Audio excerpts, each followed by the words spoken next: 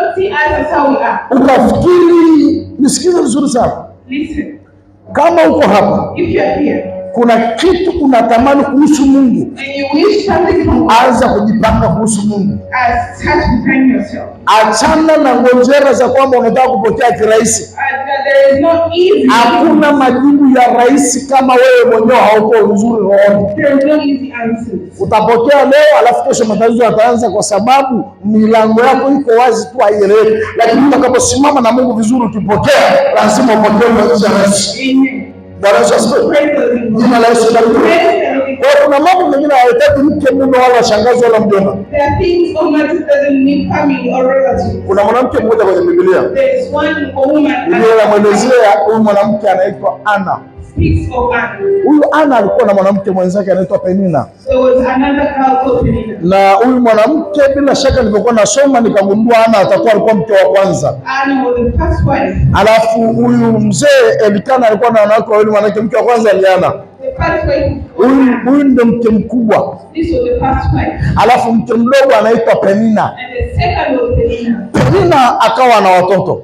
Penina had children. Lakini Ana hana watoto. But Anna didn't have children. Ana akafika mahali mume wake akamwambia, mke wangu nakupenda kuliko wake zangu. Yaani nakupenda sana mke wangu. The husband told Anna, you are the Ana akawa anafika mahali analia kwa uchungu. And Anna was crying. Kwa sababu hana watoto. Because he never had to conceive. Penina anacheka kwa sababu anao. Penina was laughing because Penina anarelax kwa sababu anao. Because she had children. Na alifika mahali Penina akamwambia Ana, and told Anna, wewe hauna watoto. You lack children. Maana wewe uko tu hapa bure. Kwa lugha rahisi hata duniani hayo mashambulizi hapo kwamba unajaza hata choo.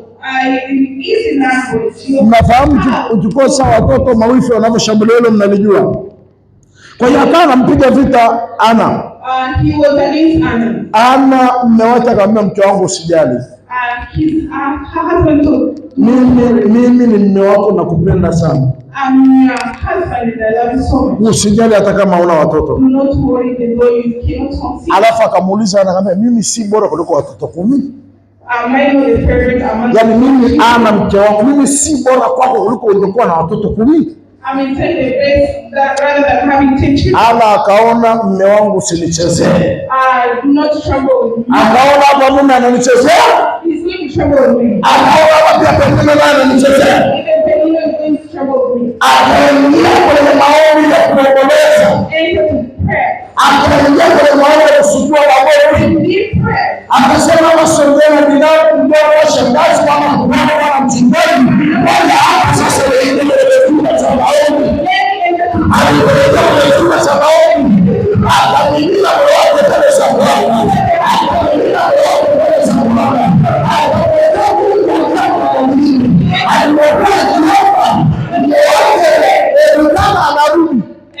Akakuta mke anaomboleza kilio ambacho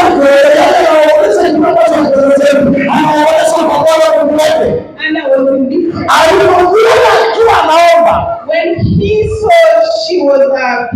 Akamwambia, mke wangu utalewa hata nini na huyo pombe, utalewa hata nini na mvinyo, utalewa hata nini na huo mvinyo. Akamwambia, Bwana wangu sijalewa na mvinyo, bali nimemimina moyo wangu mbele za Bwana. Na alipomimina moyo wangu mbele za Bwana, Bwana alimjibu. Bwana alimjibu akampa mtoto nabii. Akampa Samueli nabii. Huyu Samueli ndio huyu aliyemtabiria Daudi. This Samuel, the one who prophesied. Nataka niseme na wewe. I want to speak with you. Usilazimishe upate vingi sana. Do not want to get much. Unaweza ukapata kimoja kikafidia vyote. You can get one and achieve all of them. Ana, Biblia ituelezea zaidi kuhusiana na watoto waliozaliwa baada ya Ana, lakini tunaona ni Samueli. We just see Samuel. Samueli aliyebarikiwa. Samueli aliacha historia. Samueli aliyefanya kazi ya Mungu kwa uaminifu. Wewe una historia gani? Ninakuombea leo. Mungu akujibu tatizo lako. Na kuombea leo. Mbingu sio wazi kwa mwanadamu. Na kuombea leo. mito ya maji iachilie maji kwa ajili yako. Ninakuombea leo jangwa litoe mmea mazao. Kuna mtu mmoja kwenye Biblia anaitwa Yona. Yona alitumwa kuhubiri Injili sehemu inaitwa Ninawi. Akakimbia katika mji wa kibiashara unaitwa Tarshish. Alipofika kule akakimbia akiwa kwenye meli. Biblia inasema kwamba meli ikaleta shida, ikataka kuua na wale wengine, lakini baadaye naona akafunguliwa macho akajua chanzo ni Yona. Akamfuata Yona akamwambia Yona hivi, akamtafuta Yona akamkuta amejificha chini ya meli kabisa kwenye mizigo huko. Alafu akamuuliza Yona, ewe ulalaye usingizi, una nini wewe ulalaye usingizi? Akamwambia, ukweli Bwana, mimi nimetumwa, lakini nimekataa. Utakaponitupa kwenye maji mtapona. Alipotupa kwenye maji alimezwa na nyangumi. Akalia kule kwenye tumbo la nyangumi. Aliomba maombi. Baada ya maombi ya siku 3 akarushwa nchi kavu. Nyangumi akalazimika kule nchi kavu akamtapika. Baada ya hapo nabii Yona akaenda Ninawi. Akaenda Ninawi. Alipofika Ninawi akapiga kelele akawaambia wale watu waomboleze kwa sababu adhabu ya Bwana inakuja. Watakufa wasipoomba. Akakaa mahali Yona amekata tamaa, anasema ni heri nife siendelee tena. Mungu akamwangalia Yona alivyo kwenye jua, amekaa chini kwenye jua, anasema ni heri afe, hataki kula, hataki chochote.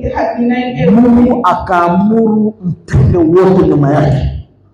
Mungu akaamuru mtende wote. Mtende ulivyoota ukamfunika, akaona kivuli cha jua. Alipoona kivuli jua alimfikii, akacheka akafurahi, akasema akaanza kufurahi, tumaini lake likarudi. Alafu Bwana pale pale akaunyausha tena. Akamwambia, mbona umeunyausha? Bwana akamwambia, kama vile nilivyoachilia mtende na nikaunyausha, ndivyo ambavyo nimegairi, nimemsamehe watu wa Ninawi. Kwa sababu maombi ya Yona alitaka Ninawi iangamizwe kama alivyomezwa na samaki. Kumbe kujua rehema za Bwana ni nyingi na zimedumu. Rehema za Bwana ni nyingi na zimedumu.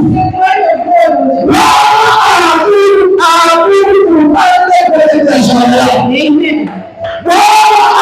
Bwana kwenye maisha yako. Bwana afungue milango ya Mungu kwenye maisha yako. Bwana afungue milango ya kazi kwenye maisha yako. Ninachokitamka kinatokea hapa. Mungu ameniambia usiku wa leo. Akaniambia siku ya leo, ibada ya Jumapili hii, ameandaa meza ya wacha Mungu wake. Kwa hiyo niliposimama hapa, hiyo ameniambia kwa sauti mara 3, akaniambia nimeandaa meza kwa ajili ya watoto wangu. Chochote utatamka kitakuwa fungu lako. Nami nitawasaidia, nami nitawainua, nami nitawajibu. Kwa hiyo wewe umekuja hapa, hujaja kwa akili zako, hamna kilichokuleta kwa akili zako, wala sio fahamu wako, wala sio elimu yako. Ni wakati wa Mungu umefika akulete leo ili upokee leo. Yaani leo kuna kitu kimewekwa kwa ajili yako. There is something for you today. Sifa za walioitwa. The characteristics of people. Kwa hiyo Mungu anawaita watu vile vile walivyo. People are called as how they are. Una kigugumizi atakuita hivyo. You're having instability, you be called. Ni mwoga mbele za watu atakuita hivyo hivyo. Even though you are careful, you be called so. Una elimu atakuita na elimu yako. You are educated, you be called so. Hauna elimu atakuita na hivyo hivyo ulivyo. Have no education. Hakuna mahali Mungu anasema kwa sababu hauna elimu wewe kaa pembeni. There is no hata kama hujui kusoma, even though you cannot study, neema ya Mungu ikiwa juu yako. When the grace of God is upon you. Tunawahubiri wengi wakubwa wala hawajui kusoma, hawajasoma. We have servants of God who have no education. Lakini waliosoma na wenye fani zao na wenye elimu zao wao wanawatafuta. But those who are educated is ukiwa na neema, if you have the grace, neema inamtafuta kila mtu afi inamchambua afi inamweka, yani inawapanga. The grace of God chooses and arranges everyone. Bwana Yesu asifiwe. Pray for me. Kwa hiyo Mungu atakuita vile vile ulivyo. You be called as how you are. Wala usione kwamba wewe huwezi. Don't see that you cannot. Gideoni alivyotokewa na malaika, Gideon, when he was alikuta wanamvutangana, akamwambia Luka, shujaa. Just hand.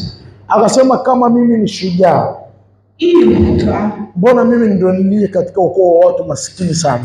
Why am the least person in poverty at my family? Kuna watu mko hapa. There are people here at church. Hata nyumbani kwako barabara ya kwenda kwako haipo.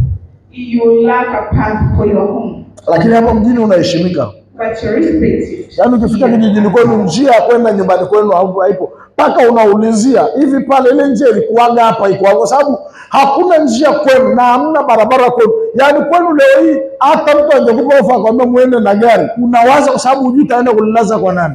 You do not know where. Kwa sababu maisha ya kijijini kwenu yote yako hivyo hivyo. Yaani sasa haujui uanzie wapi upaki gari kwa nani. Kwa sababu ukisema upaki hata kwa mama bibi fulani unaogopa watakuja kuliiba. Ukisema upaki pale ulikozaliwa barabara ya gari haifiki kwenu.